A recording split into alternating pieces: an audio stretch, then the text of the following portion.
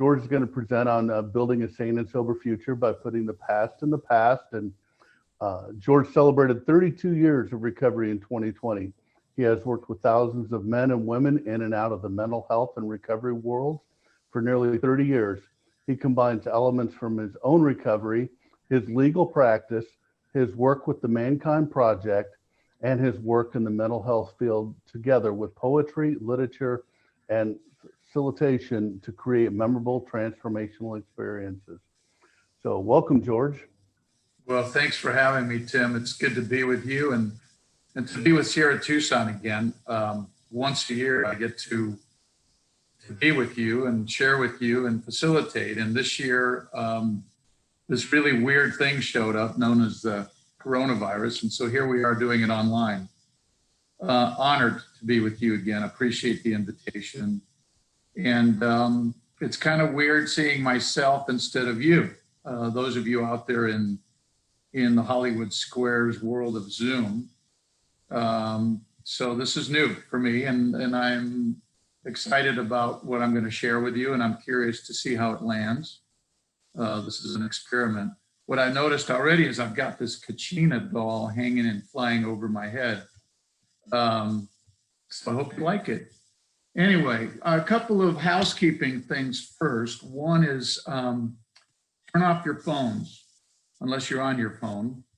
Turn off all of your other devices, close all of your other web pages. You can catch up on all that stuff later. I'm going to ask you to write a few things down, not many. So have a piece of paper and a pen or a pencil handy, and just have it sitting near you. So when we get to that part, you can follow my directions and answer a few questions. So here's where we're going to go today. All of us have a past. We all have a history. We can point to it. We can name it. We can tell the story about it. And in that history, while it is at times factually accurate and contains some of the key events, we always add a layer of interpretation or meaning to the events of our past, especially what it means about us. It's really, really difficult to tell the story of our history, of our past, and not add elements of interpretation and meaning. And for those of us who have struggled with addiction or mental and emotional disorders, if we don't distinguish the events of our past from the meanings that we have attributed to them, it can create years and years of suffering. And for addicts and alcoholics like me, it's a setup for relapse. It gives us actually a pathway to relapse. So what I'm clear about now is that I have to transform the unhealthy relationship that I have with the past in order not to put it into the future. And I'll describe that in more detail later. So let's get on with the work at hand. First thing I want to do is I want to distinguish the parts of our past, which we call the golden past or the beautiful past, with those parts that get us stuck, keep us stuck, like in our throat stuck. We're going to focus on the latter, but I don't want to ignore or forget the former. What we're going to do today is not an all or nothing proposition or process. There are things in our past that are golden and beautiful that we want to put in our future. So we're not going to deal with those. We just want to notice them and leave them there because they're great. I also know that many of you, including me, have done a lot of work in the 12 steps, and we've cleaned up big portions of our past, the relationship with our past. We've taken responsibility, we've made amends, we've cleaned up the wreckage of our past. So the fact that we're now looking at this again in a different way doesn't mean there's anything wrong here. It's just another opportunity to look at something that might require your attention from a slightly different view. Frankly, there's always something still pressing on us that needs my attention and your attention. The past, we know, reaches its long hand out to us over and over again, and it begs us to look, to notice, to transform, to heal something. It's not the enemy, it's just what happened to us. And more importantly for today, It's what we made it mean about us in the present that if we don't transform, will carry into the future. Those meanings were made up when we were much younger, when our brains weren't even fully formed for most of us, when many of us were in trauma survival mode or some other emotional state where the only thing we could do was interpret those events in the way that we did. And the plain fact of the matter is, as one of my early teachers said, it could not have been any different for us. It couldn't. That's the way that it was. So today isn't about rewriting the past. That's not what this is about. It's about finding a way to relate to the past in a new way so that the unhealthy part of it doesn't get put back into our future over and over again. So I'm going to digress for a moment and talk a little more about the 12 steps, and then I'll come back to my main theme. One of my criticisms of the 12 steps, and I don't have many because frankly it saved my life, is in the way that we handle step 4. When we're asked to do a thorough and fearless personal inventory of ourselves, of our lives, and when that inventory contains a history of significant trauma, and when the victims of that trauma, which is mainly you and me, when we're working that step and we're asked to do the 4th column, the what is my part in it column, that can become a re-traumatizing event. And frankly, it's confusing for many of us. Here's why. Victims of trauma don't have a part in how they contributed to their traumas. I'm going to say that again. Victims of trauma don't have a part in how they contributed or caused their traumas. It's not their fault. So looking for my part in that is illogical. But here's where it makes sense for today and how we can approach it today. We can ask this question instead. What was my part in creating the interpretation of the traumatic events and the meanings that I assigned to those events, and how I carried that interpretation forward in my life to my detriment? So my part as a trauma survivor is not in the creating or the causing of the trauma. It's in the perpetuation of a false story of interpretation about the trauma. One of the most common false stories is, of course, wow, it must have been my fault, or I caused or created this, or I deserved it. So you can see a tension there between trauma work and traditional 12-step work. And if you don't make that distinction for yourself, you're going to keep kicking your own ass. So don't do that anymore. Maybe it's one of the reasons so many people in recovery put off doing a 4th step. A lot of sponsors out there don't know how to make the distinction. So when you're working the 4th step, make sure you're making that distinction for yourself. So as we go through this today, I want you to distinguish the events in the past from what happened to you over what you made it mean.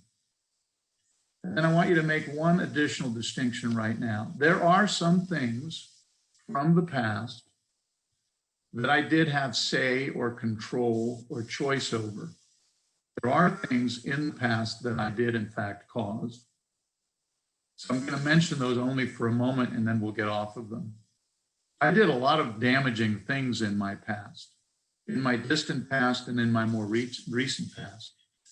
I am responsible for those things. And the unresolved feelings about that, usually that feeling is called remorse or guilt. The primary feeling we're going to be dealing with today that is the driver of most of the unresolved past that we put into the future is called shame. Guilt is about past behavior that I have caused. Shame is about past behavior that was caused by others or by circumstances to me and how I feel about me as a result of that. So distinguish guilt from shame. Get clear about what was yours from what wasn't yours. And get clear about where you are in that relationship to trauma in your past. That'll help you with what we're going to do next. And remember, this is all a process of inquiry, right? We're not in a deep therapeutic container here. We're just looking. We're having a conversation. So go slow. Be gentle. You might bump into some things today that are going to hurt again. Most of us don't yet know how to do all of this, or we would have already done it. I've been working on these issues on myself for over 30 years. Most of this work I've done just in the past 10 years. So calm down, there's nothing wrong here. All right, the other thing that's going to happen today is because I can't work directly with you, I'm going to work more on me. I'm going to share more about myself than I normally do. So I'll be the case study for you. There's 3 areas that I'm going to focus on today. The first one is the journey that I took as a boy from South America, from Peru to the United States when I was 8, and how that journey impacted me and what I told me about me in that. That's one area. The second one is the relationship that I had with my mother before she passed in 2015. And the third key area is going to be my relationship with my father. He's still alive. He's 91. He's in an assisted living facility and now suffers from severe dementia. So I'm going to speak about those 3 things if I have time, and I probably won't. There's a fourth area which I might touch on, and that's what's going on in my home right now. My wife, Julie, and I are currently the unofficial foster parents to my daughter's best friend. They're both 16. So you can imagine what that's bringing up for all of us and what I'm telling me about me and all of that. It's been really rough. All right, so where do we begin? Here's where I say we should start. Let's take a quiet few moments and go inside and look. All of the information I usually need is right there if I'm willing to look. It's playing out in my life somewhere. And if I can connect the dots between what's going on in my inner life with the outer expression of it, I can figure out where I need to begin my work quickly. So let's do a quick meditation. I know some of you have already done one this morning. This one will be a little bit different. This will get us into the territory. So now if you have something to write on and a pen or pencil, put that right next to you, because at the end of the meditation, maybe even in it, you might want to write down a few things. All right. You don't have to close your eyes. Just pay attention. So the first level, of course, is just getting here physically. So notice where you are. Notice if you're sitting or standing or walking. Notice how your body's doing. Notice how you're breathing. Notice if you're rested or fatigued. Notice if you're hungry or nourished. Notice if you're thirsty or satiated, hydrated. And notice if your body needs some attention right now. Like, how are you doing with your body? Are you in it or out of it? Are you comfortable in your skin or not? So hang out there for a moment. And then the next level, of course, is the world of the mind. Everything we've just covered needed some mindfulness, right? Something you had to notice that your mind was doing about all of that. So notice your mind here this morning or this afternoon, wherever you are in the world. And get just present to your mind, how it's working. Are you interested, engaged, listening, curious? Are you counterpunching, resisting, judging, controlling, complaining? I don't care, just notice. That's the mind. You've got it, there it is, be with it.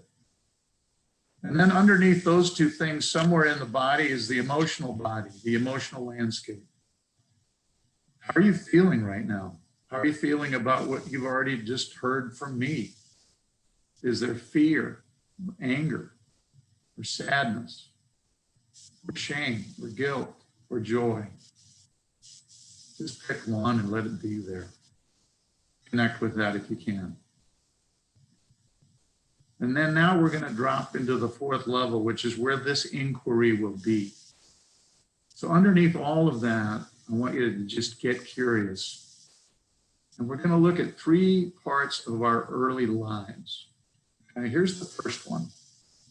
So stay in this place, but look first at your earliest years. We know that memory begins around 3, 4, or 5 years old. I want you to look at a few of the things that happened or hurt or disappointed you in those earliest years. What were they? Just the data first. What happened? And then What did you say to you about that event or series of events? I'll give you two examples. These are about my dad. My dad took me fishing one day when I was 5. I was one of 6 kids at that time. I never got my dad to myself. He woke me up early and we went down to the shore and we went out on the pier and we went fishing and we caught a fish.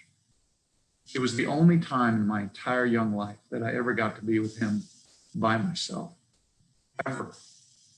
So I made that mean a lot. One, I made it mean, hey, I'm really special. But 2, it was also, wow, I wish I had more of my dad. Why don't I? There's got to be something wrong here. Probably with me. Maybe I'm not so special.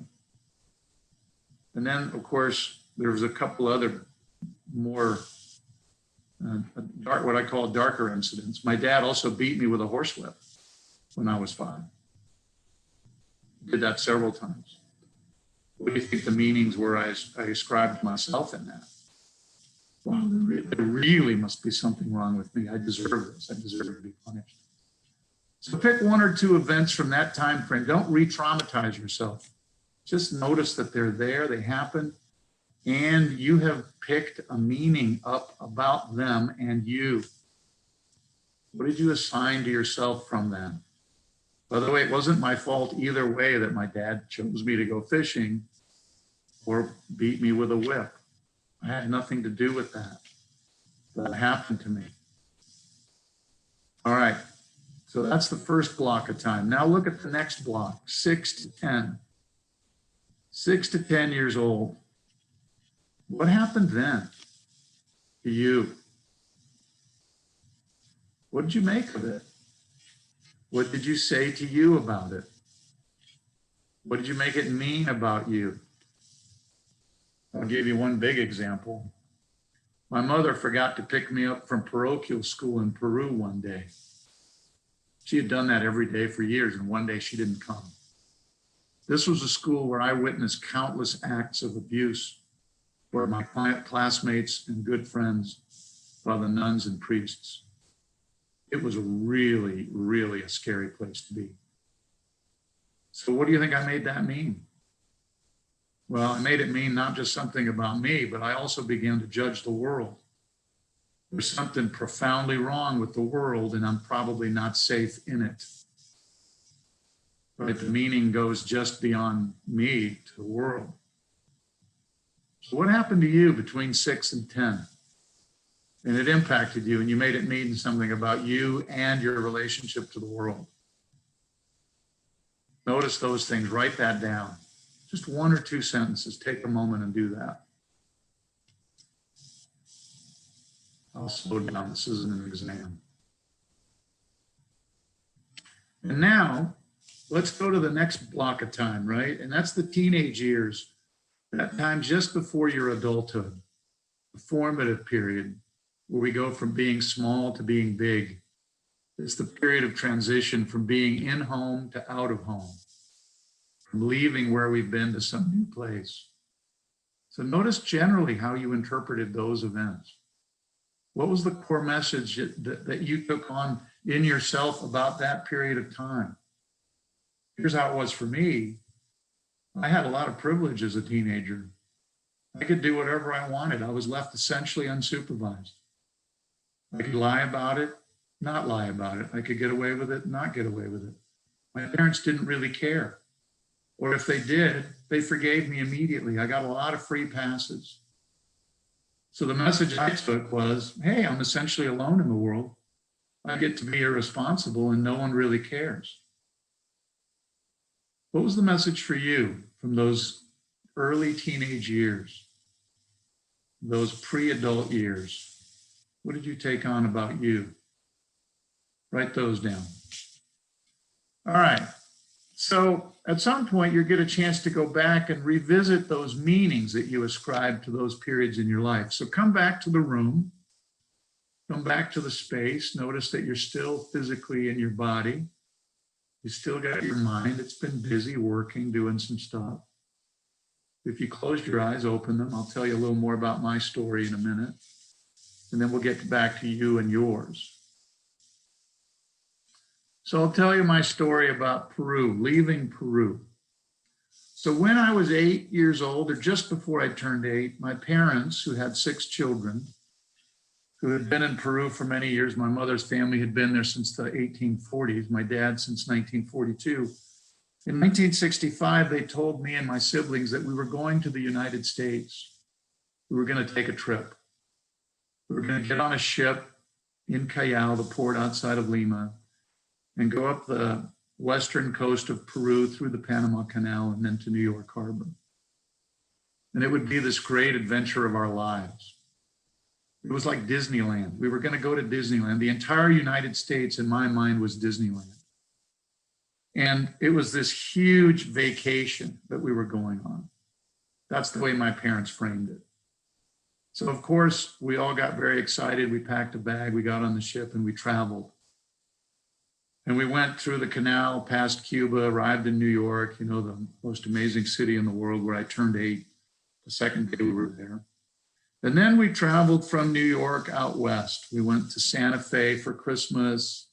Then we went to the Grand Canyon, and then we went to Los Angeles, where we saw the Rose Bowl parade. And then we went to the Rose Bowl game. And then they announced that we were going to go down to Mexico. They'd rented a house on the beach, and we would be there for, I don't know, 6 or 10 or 12 weeks. And so the vacation continued. And by the way, we did go to Disneyland, and it was fabulous. And so this was an amazing, amazing trip. And then when we were on the beach in Mexico one night after we'd been there a couple of months, we went to the restaurant at the only hotel in San Carlos at that time. And my parents had 3 children seated at the left and 3 children at the right, with one of them at each end of the table. They announced very formally, well, your vacation is over. We're not going back to Peru. We bought a house in Santa Fe, and you're starting school there next week. This was the middle of March of 1966. And my parents believed that we would be ecstatic about that. And instead, all 6 of us began sobbing. Because what my parents didn't get was that we were going to have to leave everything in Peru without saying goodbye to my grandparents, my friends, my home, and all of the things that mattered to me from there. And even as I'm telling you the story, my sadness is there. So how do you think I framed those events, right, in a way that really hurt me? Well, I call it my betrayal story. The story of how my family betrayed me, right? You hear the impact of that word betrayal, and how if I lodge that somewhere in my consciousness, it has a life beyond just the what happened. So the way I framed it for years and years and years was I would say to myself, my parents lied to me about the trip to the United States. They betrayed me. It was a story of betrayal. It was a lie. They had planned it all along. By the way, that was true. They had planned it all along. So my parents were responsible for what they did and what they said. And what I was responsible for as a grown-up in recovery was distinguishing that story, the parts of it that were just the historical narrative, from everything else I layered into it over the years. And here's finally where I got to. I left Peru when I was 8, and I was sad to leave my grandparents, my friends, my home, and what mattered to me. I'm still sad about that. I treasure the memories I have of my early childhood there. And it meant nothing more about me. Nothing. What happened was I left Peru when I was 8, and I moved to the United States. Period. By putting a period on the statement of what happened, it helped me to really leave that betrayal story, the meaning, the interpretation that I gave to it, to leave it in the past. So pick the event in your life that occurred in the past that caused you great pain and report it to you right now just as a statement of data. of fact. This is what happened to me. Say it out loud without the meaning or interpretation. And then at the end of the statement, say period. I mean, really say period. And put a period at the end of the sentence and then leave it there.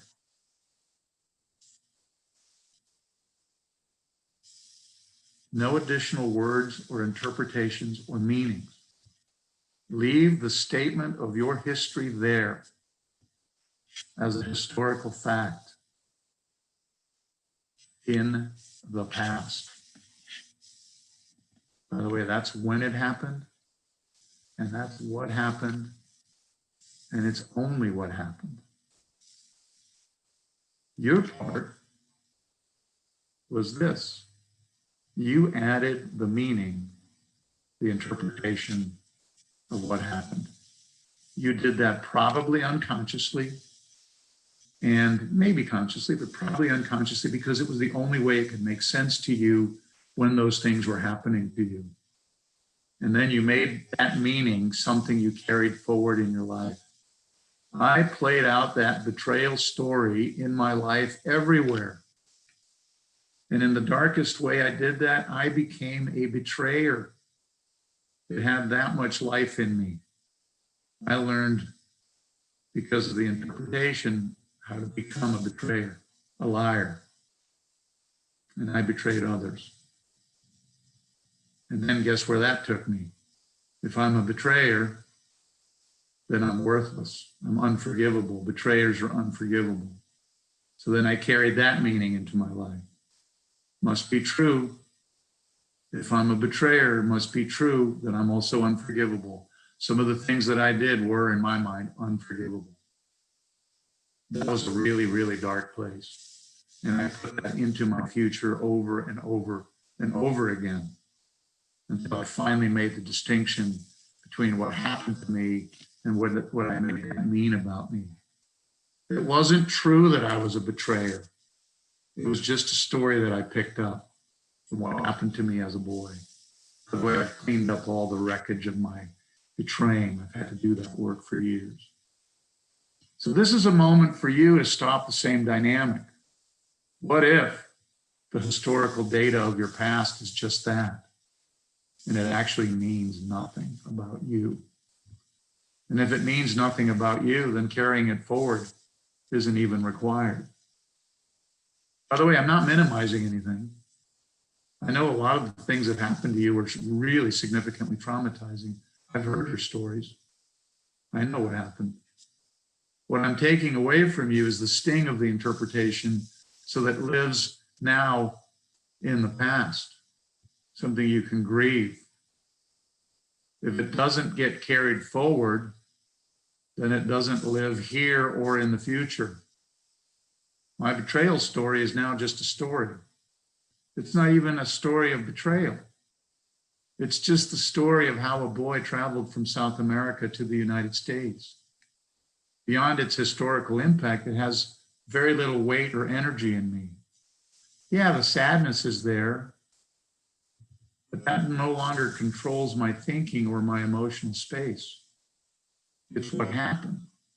And frankly, it's an interesting story that I can now use to teach and to tell. I'm doing it now. My children love hearing about it. Not the betrayal part, but the adventure part. They love hearing the historical context of my life. So where is the period at the end of your historical story? If you end it there without attaching the meaning, it falls away. The meaning falls away and disappears. And then it doesn't get dragged into your future. So play with that. All right, that's me and my betrayal story. All right, now a little more about my mom, right? She was a big player in all that. So she died in 2015 of a heart condition. She was raised in Peru to a German family. She was coddled and taken care of, very privileged by her mother. Her mother, my grandmother, was an alcoholic and an addict, and she suffered from severe depression. My grandmother spent years in her bedroom, never leaving. My mother had two siblings, my uncle and my aunt. My grandmother had moved to Peru from Germany to marry my grandfather. And then within a few years of marrying my grandfather, he had one of many affairs, and then he divorced her, leaving her with the three children. Needless to say, it devastated my mother and my grandmother, and none of them ever actually fully recovered from those events. And what it set up for my mom was a life of emotional distancing, fear, longing for connection and love from both of her parents, and without access to anything that could help her transform her relationship to her past. So what do you think my mom did? Well, she married my dad at 19 in the Catholic Church. She had 8 pregnancies in 10 years. The marriage was essentially arranged by 3 of my grandparents to bring the two families together. And in 1965, she and my father brought the entire family from Peru to the United States. And as I told you, I was 8 when that happened. My mother, like me, had to leave all of her prior life behind and learn how to become an American housewife. How do you think she did? What do you think the impact was on her and on her children? She had her 7th child here in the US. Well, the first thing that happened, she became very severely depressed. And after being here for a few years, she began drinking. Within 10 years of being in the United States, she became a full-blown alcoholic that I grew up with. By 1985, she was dying of alcoholism. We did an intervention. She got sober, but she never really embraced recovery. My relationship with her became very strained in her later years. By then, I was in sobriety, in recovery, had been doing a ton of my own work, and I couldn't relate to her. None of her children could. She never took responsibility for the impact her drinking had on her marriage to my father or on her 7 children, especially the younger children who were home with her during the worst of those times, and the older children who had to take care of her, including me. I was angry with her for a long, long time. What I wanted, instead of the mother I got, was a warm, available, nurturing, loving, accepting, sober, present mother. That's what all of her children wanted. Frankly, that's what all children want from their mothers.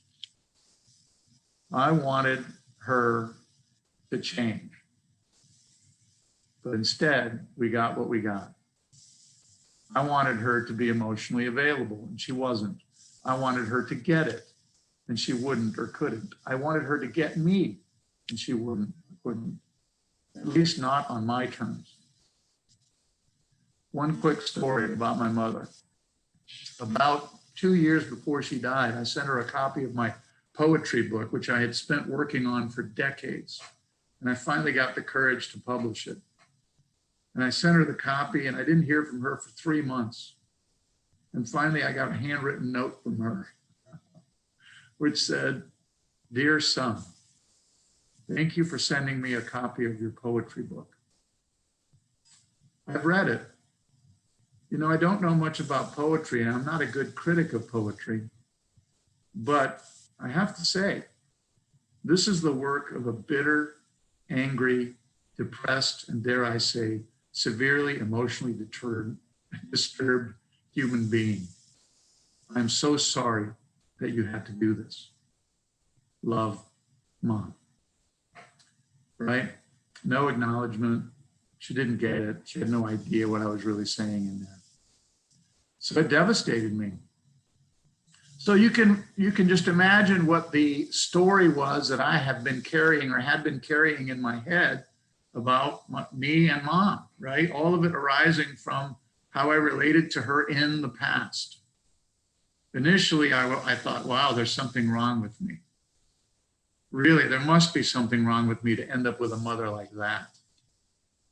But what's wrong with me? And it got pretty dark. So how did I transform my relationship with the past as it relates to my mother? I don't have time to describe all of it here with you, and Tim is going to post a link to a video clip that gives you a little more of this story and the possibility of transforming that. It's a talk I gave about 3 years ago on a platform called DevX. that goes into it in more detail. It's about learning to live a life without regret. It's 11 minutes long, and I encourage you to watch it for your own healing about relationships. But here's the essence of it, and this is what it relates to today. I had to, in order to reclaim myself, my sanity, I had to let go of every single interpretation that I had created about my mother and about my relationship with my mother. Everything, all of them, one by one, ripping and tearing. And once I did that, once I got to the end of that process, I finally got to this place, and this place only. I was able to say, Mom, thank you for giving me my life. Period. That was it. I became able to say that to her in real time and mean it, with no attachment to a response from her, a reaction from her, or a need for her to be anything different than who she was. I needed no explanation or story beyond the words, thank you for giving me my life. When I got clear that if she hadn't birthed me, if she hadn't given me actual biological life, I wouldn't exist. When I got clear about that, when I got clear that I wouldn't be here with you today or with anyone, when I got clear that without her birthing me, I wouldn't have access to my life, then I got to a place where I could say thank you and mean it without the rest of it. And I did have an opportunity to say that to her directly a couple of years before she died. It was gut-wrenching and beautiful for me. I don't know how it was for her. But that's how it was transformed in me. So the golden pieces about my mother that I've held on to and I've put into my future is she was an adventurer, resilient as hell, powerful beyond measure. She was just a girl. She did all that before she was 30, really? She was willing to take on these huge tasks without complaint. She taught me how to do things like that. And she was generous to a fault and kind to others who had less than her. She taught me about generosity and about capacity. So the other thing that happened was before she died, I went to see her in the hospital the day of, the morning of. And she said to me as I was leaving the room after a 30-minute visit, I love you, son. She looked right in my eyes. And she meant it. And I was able to hear it in real time. Now, I didn't set this up to be a formula for that. That was gravy. That's what's possible if you distinguish the stories that you have told yourself about the past from the events of the past. By the way, I can now say, and mean this too, I love you, Mom. And put a period on that, too. So that's Mom. All right. Where are you with Mom?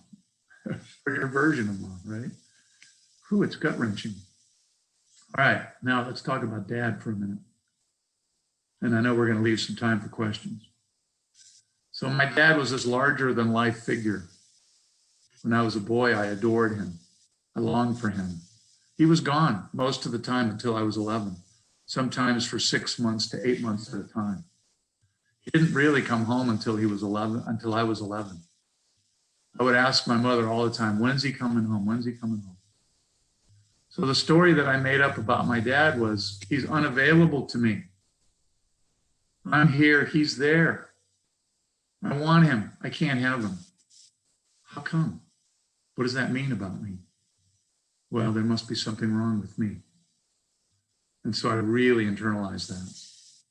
I don't get to have my dad because there's something wrong with me. In 1991, he went into a deep depression. We had to do an intervention, get him into treatment. He's an alumni of Sierra Tucson. I have permission from him to always tell his story. When he got to Sierra Tucson, After 28 days, I was working up in the corporate office. His primary therapist broke protocol, came up to my office and said, I love your dad. He's the most charming person I've ever met. My dad was 62 at the time, the same age I am today. He said, I've never had a more difficult patient to work with. He is the most charming, powerful, and defended man I have ever been around. You got any clues? And I said, that's the guy I've grown up with. But here's the thing that you might not know about my dad. He's probably the saddest man I've ever met. Go there. My dad came out of Europe during the war. He was born in Hungary, lived in Germany, Hungary, Holland, all before he was 12, saw the rise of Hitler. He didn't know this, but he was Jewish, family secret. He never discovered that until 15 years ago. His parents protected him, but they couldn't stop the story that was running in him of I don't belong here, and I don't belong there, and I get beat up there, and I'm the weird kid from there. And he had to learn 5 languages just to survive. And then he ends up in Peru in the middle of the war when he's 13. New country, new language, new everything. His life was a series of one loss after another, all before he was 14. So how do you think he coped, right? He covered it all up in charm and elegance and beauty and bigness. He was a suit with no man inside. So today, here's how I finally transformed all that with me and Dad, and then we'll go to the question. My dad now sits in a wheelchair in an assisted living facility here in Tucson. He's on oxygen, he's 91, he's got severe dementia. He has no more long-term or short-term memory, none.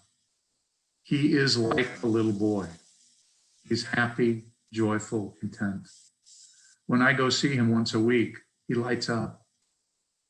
He sees me as his little boy, and I see him as a little boy.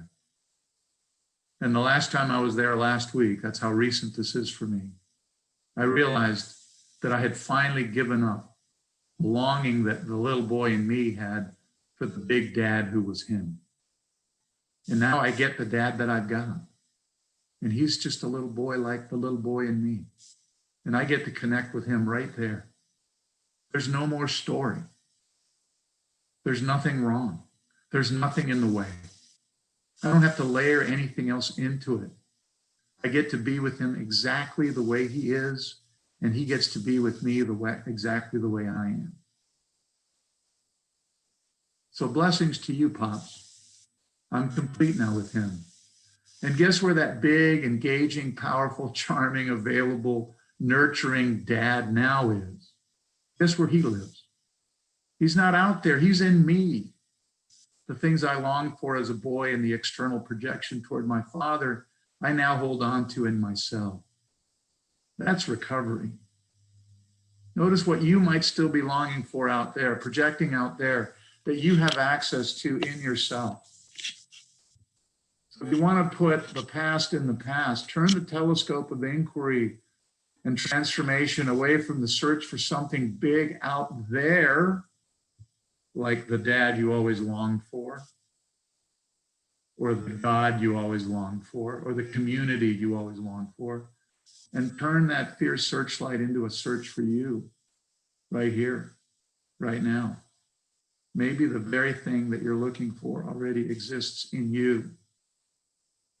From out there somewhere to in here now. From the past to the present. So all of that's possible. And the reason I know that is because I've done it. And I keep doing it. So now, Tim, let's hear from the clan. What's going on out there? All right. So George, can you see, if you click on the Q&A? Yeah. Oh. So Can you see the top one there, or are you able to scroll through that, or do you want me Yeah, to? the one that says, what about the coping tools used? Mm-hmm. So the first question is, what about the coping tools used to throw you back into the story, right? So when I'm in my addiction, whatever that unhealthy behavior might be, like overeating or oversleeping or withdrawing or acting out, there's usually something going on, not just in my actions, but there's something in my head. There's some story that I've activated. There's some decision that I'm making or have made that puts me back into that place. So I need to get clear about what I'm telling me about me, because that's the story of relapse. And there's a source of that story somewhere. You weren't born with it, but you made it up and you took it on, and it usually was handed to you, landed in you from some traumatic event in the past.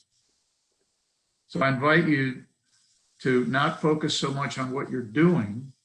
By the way, all of us relapse in some way. Relapse is normal.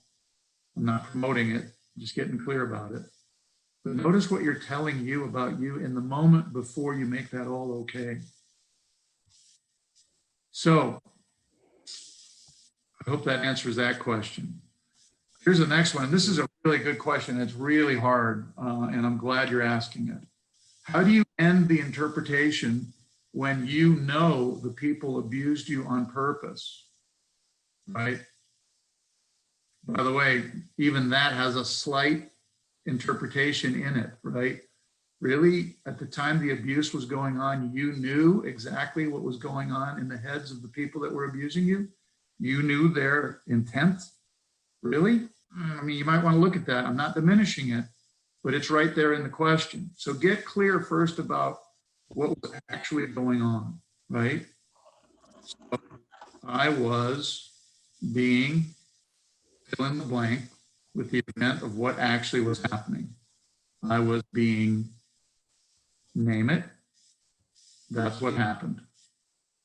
And then notice if there's any interpretation that you're taking on, not about them. By the way, that's the other thing to distinguish.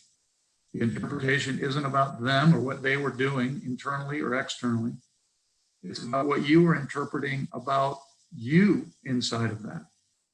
Like, what did you take on about yourself when those people who you think were abusing you on purpose, what were you saying to you about that? Not about them. So I hope that's useful. By the way, that's an intellectual cognitive process. Okay? So don't get trapped in some feeling construct about that. Like, really get clear about this and what you're doing there. By the way, you're going to have feelings about that. If you let go of the interpretation that you had about you and that kind of intentional abuse, there's going to be a massive internal shattering of something in you. Good news. Get some therapeutic support when that happens. There's a lot of letting go there. And then there's this beautiful space that opens for you that becomes available to you without that interpretation. It's a massive undertaking and a beautiful opportunity. So do one thing at a time, be gentle, get some support. Okay. All right, should I go to the next one, Tim? Yep, sure, George. All right, so without putting, here's the question, without putting all of the past in the past, getting sober and now dealing with clinical depression, how do I put the depression behind me now? So I'm not asking you to put your depression behind me, okay? Because you may not be able to. You have depression, is my guess. Like, I have depression at times. I have my alcoholism to deal with every day, my addiction. So I'm not saying you put that in the past. What I'm asking you to look at is how you've interpreted you in relation to depression. What does it mean about you that you have depression, right?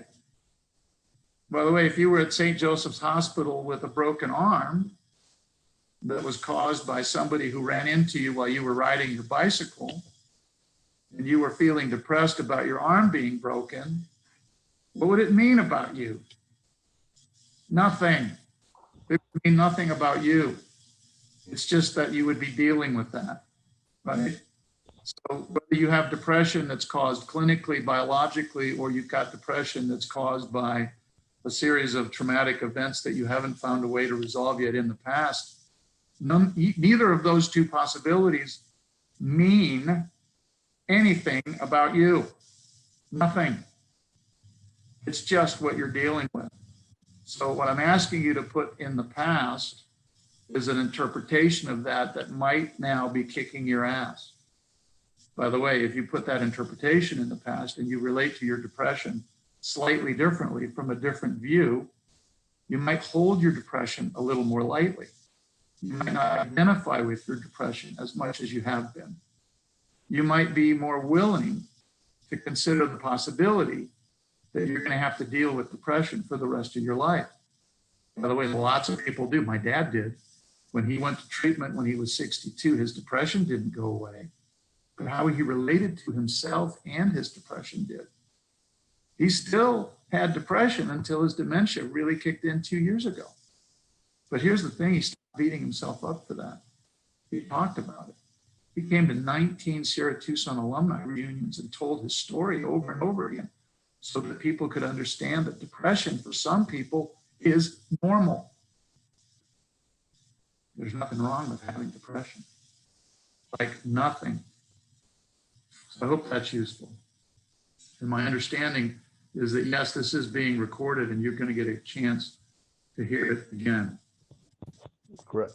Thank you for that question, by the way. That's a hard question. Here's the next one. These are all hard. How do you get clear about a family member suicide? All right. Great question, right? It's a classic event. By the way, there was a lot of suicide in my family, a lot. And the way the family interpreted those suicides was shame. There's got to be something wrong with this family. People are killing themselves, right? Wow. What if you distinguish the event of a suicide from any interpretation that the family, or you, Diane, the person asking this question, have given that suicide, right? Like, I'll share a story about a former girlfriend I had whose grandfather committed suicide while I was dating her. We had to go to Texas and clean up the mess, right? It was brutal. And everybody got trapped in the construct of, wow, this is really bad and it must mean something about us. By the way, I'm not minimizing it. It sucks to have a suicide to deal with. It does. Horrible. And all the feelings that come up are totally normal. Anger, grief, rage, fear, doubt, all that's normal. But here's where you can get clear. Did family member suicide actually mean anything about you? What are you responsible for there? In terms of how you've interpreted it. Now, there might be something you could have done differently. By the way, if there was and you didn't do it, and it could have prevented the suicide and you didn't make the phone call, all right, there are ways to clean that up, right? There's guilt there. That's not shame, that's guilt. Take that on, deal with it. You can clean that up. But did it mean anything else? Really? When somebody kills themselves, is there some other meaning that you're attaching to it that has you now by the throat? And if there is, whose meaning is that? That's not the suicider's meaning.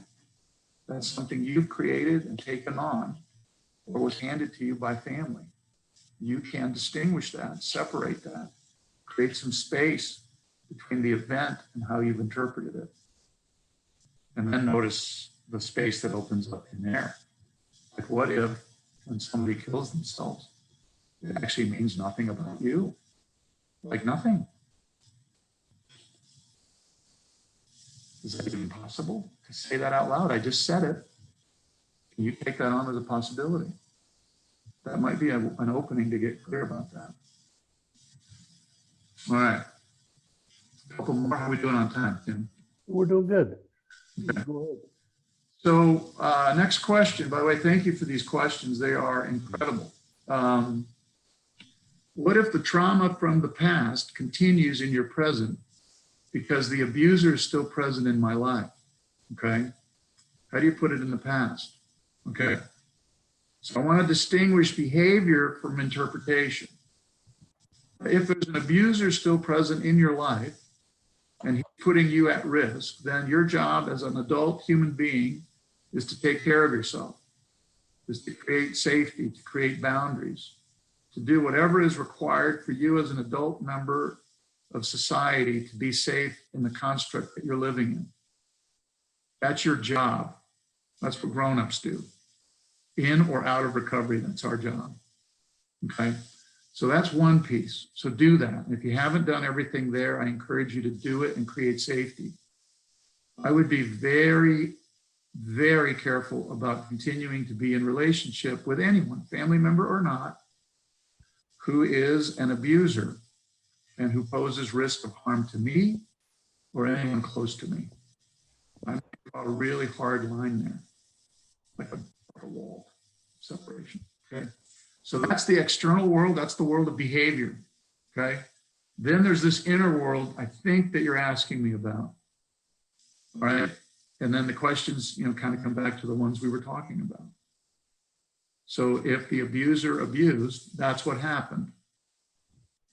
How did you interpret that about the abuse, either to you or to the person who was abused?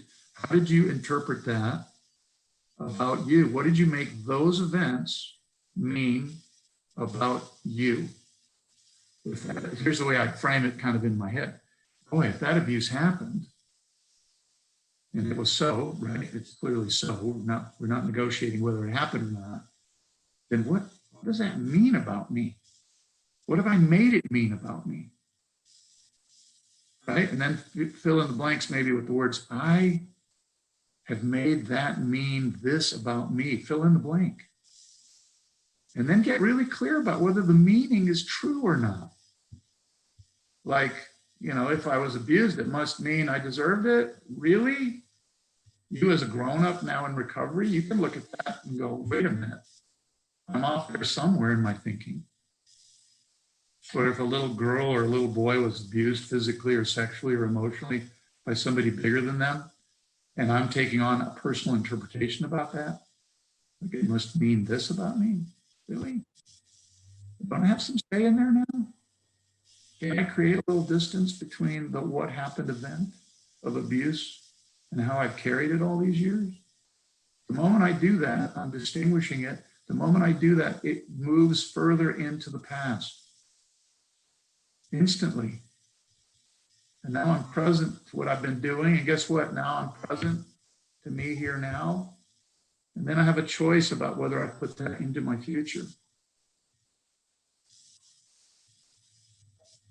This is hard stuff. Most of us have been carrying the stories that we made up about our pasts. We've been carrying them into our future over and over and over again, as if the interpretations are true. Really? I do it. And they're not. They're made up. Usually by me and by you. The abuser didn't make up the interpretation. The abuser abused you or someone else. I made up the interpretation. And now that I'm a grown-up, I can look at it and I can take responsibility, not for the abuse. That was not my fault or your fault. I can take responsibility for what I have created in my mind in the world of interpretation about what I've said to me about that. That's what today is about. Whew, I'm looking forward to the next question. What was my favorite ride at Disneyland when I first visited? Hey, I got to learn how to drive a car on a rail. That's where I learned the first time to get behind the wheel of a car. I was 8, and thankfully we got to go to Disneyland for 2 days in a row, and that was pretty much the only ride I took. It was incredible. Yeah, thanks for asking. All right, I think one more, Tim. All right, so thanks for this profound message, blah, blah, blah. I appreciate the acknowledgement. What about an accident or act of God? How do you let go of the negative interpretations of what that means with you in a relationship with a higher power? Well, the fact that you're using the word accident or act of God is in itself an interpretation. Right? Just get clear about that, right? If somebody is innocently riding their bike down the street and they get T-boned by a car that they didn't see, that's an accident, right? The word accident has some kind of meaning to it. But if I just say, I was riding my bike and I got to the intersection of River and Swan and a car hit me and I was hurt, and then I put a period on it, is there any interpretation attached to that at all? No. You're just reporting data, a historical fact. You know, I haven't talked at all about spirituality today. None. By the way, I'm not saying it isn't present or you don't have access to it or you might use it. And I hope you do. But the work we've been doing today is work that you have access to inside yourself right here, right now. You don't have to go anywhere to do what I'm asking you to do. And for some of you, that may be news because you've been looking out there for something. So I hope that helps. By the way, I'm not diminishing anything about acts of God or higher power. I have been working a spiritual program since the day I walked into my first 12-step meeting. It is profound and important, and I couldn't have gotten here if I hadn't done that work. All right. So, Tim, do I have a moment still to read one last piece, or are we at time? Absolutely. All right. So I'm going to leave you with poetry. All right. By the way, thank you all for being here and being a part of this. I'm so deeply touched that you've been listening and paying attention again. So I wrote this, I don't know, 10 or 12 years ago. And this is about you noticing you, okay? It's called Sand Dollars. If I don't look, I won't see. If I don't stop, I won't see, sorry, I'm going to start over. If I don't look, I won't see. If I don't stop, I won't hear. If I don't walk, I won't move. If I don't act, I won't change. If I don't cry, I won't heal. If I don't search, I won't find. If I don't sing, I won't speak. And if I don't love, I'll die. From the sands of time into my outstretched hand, peeking out of the small surf, a perfect being at sunset, already formed at low tide, fully available with childlike glee to those who search and walk and move and hear and sing and risk everything.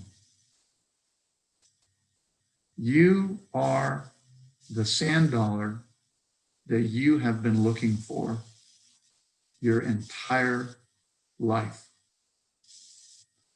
Pick yourself up off the beach and tuck yourself in.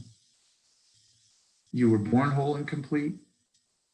You are whole and complete. What happened to you happened to you. It means nothing about who you are as an essential human being. Thanks for listening today. I love you guys. I'm out.